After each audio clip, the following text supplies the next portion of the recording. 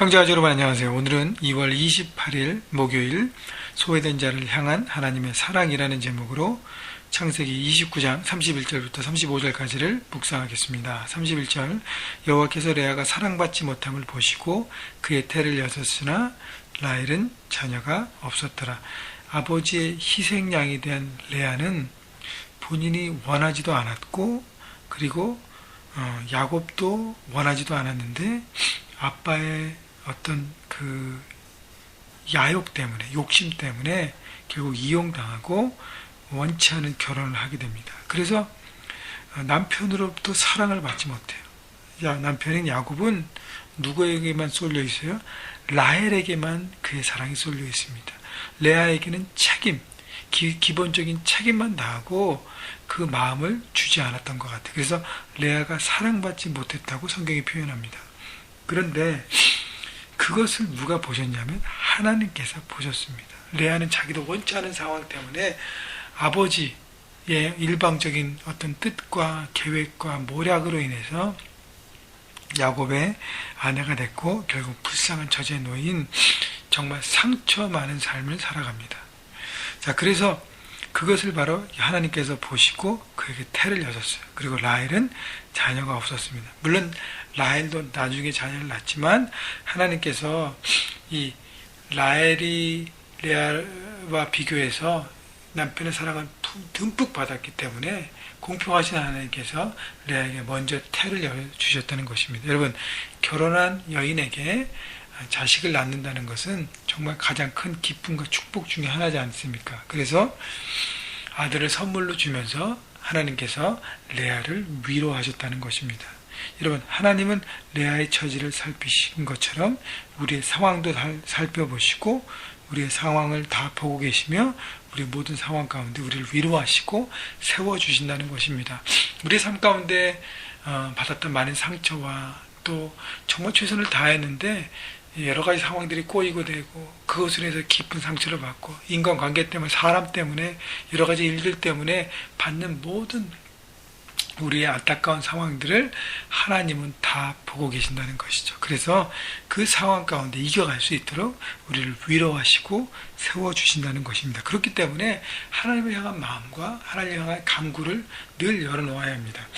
자, 32절 레아가 임신하여 아들을 낳고 그 이름을 르우벤이라 하여 이르되 여호와께서 나의 괴로움을 돌보셨으니 이제는 내 남편이 나를 사랑하리로다 하였더라.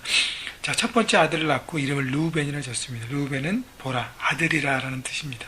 결국 하나님께서 나의 괴로움을 돌보셨다고 고백해요. 그래서 이제는 남편이 나를 사랑하겠다고 얘기합니다. 여러분, 자식을 낳으면 그래도 남편이 돌아보지 않겠는가? 아직도 남편의 사랑을 받지 못하고 계속 그것을 간구하는 것이죠. 하나님은 나의 괴로움을 돌보셨다. 이 레아의 삶에 하나님께서 역사하시고 위로하심을 바라보고 늘 그것을 간구하고 아마 고통 가운데 상처 가운데 기도했던 것 같아요. 그래서 자신의 괴로움을 돌보시는 하나님, 여러분 동일합니다. 우리도 삶의 부분에서 물질 때문에 인간관계 때문에 여러 가지 상황 때문에 많이 눌려 있잖아요. 그것 때문에 괴로운 경우도 많지 않습니까? 그때 하나님 앞에 간구할 때 하나님 우리를 다 돌보시고 우리에게 피할 길과 통과할 길과 그것을 넘어갈 수 있는 모든 길들을 열어주시며 우리가 갈 수 있게 하여 주신다는 것입니다. 33절 그가 다시 임신하여 아들을 낳고 이르되 여호와께서 내가 사랑받지 못함을 들으셨으므로 내게 이 아들을 주셨도다 하고 그의 이름을 시몬이라 하였으며 이렇게 첫 아들을 낳았는데도요 남편 야곱은 꿈쩍도 하지 않았다는 거예요. 기본적인 아내와의 육적인 관계만 갖고 그리고 마음은 주지 않았습니다. 그렇기 때문에 계속적으로 이 레아는 남편의 사랑을 간구했다는 것입니다. 여러분, 그래서 내가 사랑받지 못함을 하나님께서 들으시고 그리고 하나님께서 두 번째 아들을 주셨도다. 그래서 듣는다는 뜻의 시몬이라는 이름을 짓습니다. 34절 그가 또 임신하여 아들을 낳고 이르되 내가 그에게 새 아들을 낳았으니 내 남편이 지금부터 나와 연합하리로다 하고 그 이름을 레위라고 했습니다. 애착, 함께 연합한다는 어떤 의미. 자, 그래서 남편과의 연합함을 사모하는 마음으로 하나님께 나갔다는 것이죠. 새 아들을 낳는 동안 남편의 사랑을 간구하고 바라보았습니다. 그런데 여전히 남편은 변하지 않고 일방적으로 라헬만 사랑하고 레아는 찬밥 신사를 계속 지낸 것입니다.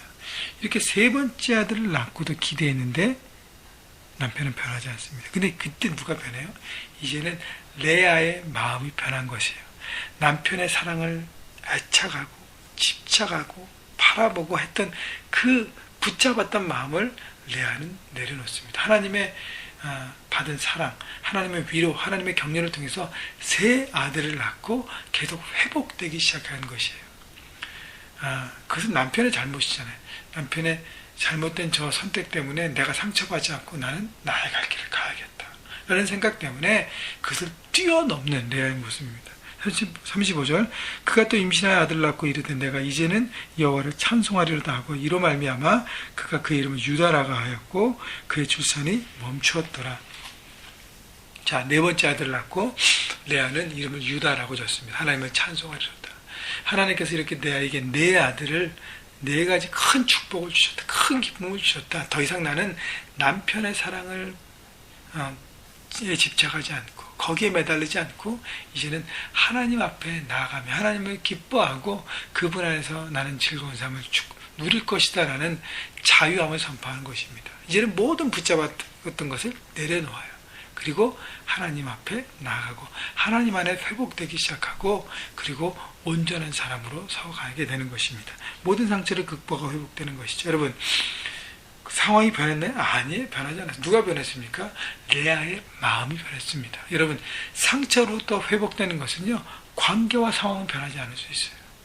나에게 고통을 주는 그 사람, 고통을 주는 모든 일들 그대로 있을 수 있습니다. 그러나 하나님의 사랑이 내 안에 충만하게 거하고 하나님의 그 마음이 내 안에 품어졌기 때문에 하나님의 시각으로 모든 걸 바라보면서 내가 내 자신과 내 마음이 업그레이드 되는 것이죠. 그래서 모든 것을 품어내는 성숙하고도 풍성한 삶을 살아가는 것입니다. 여러분 삶 가운데 있던 많은 상처들, 과거에 받았던 많은 상처들, 많은 아픔들, 여러분 삶의 문제들, 괴로움들, 여러분 거기에만 계속 붙들면서 내가 어떻게 이걸 극복할까 묶여 있지 마십시오. 여러분의 상황과 모든 걸 돌보시는 하나님께 나가십시오. 하나님 여러분을 다 보고 계시고 듣고 계시고 알고 계십니다. 여러분 그분으로부터 오는 하늘로부터 오는 평강과 위로를 받으면 우리는 모든 것을 극복할 수 있고 십자가의 그 주님의 회복과 그 사랑 때문에 모든 걸 뛰어넘고 그래서 하나님 안에서 저 풍성한 삶을 살 수 있는 것입니다. 여러분 하나님 주신 그 사랑을 오늘도 여러분 간구하시고 그 사랑을 품으시고 충만히 받으셔서 그 사랑 가운데 여러분 넉넉히 세상을 이기고 모든 문제를 뛰어넘어서 하나님께서 지금 내게 허락하신 부분을 정말 자족하고 기뻐하고 그렇게 감사를 선포하는 여러분 모두가 되시기를 주님의 이름으로 축복합니다.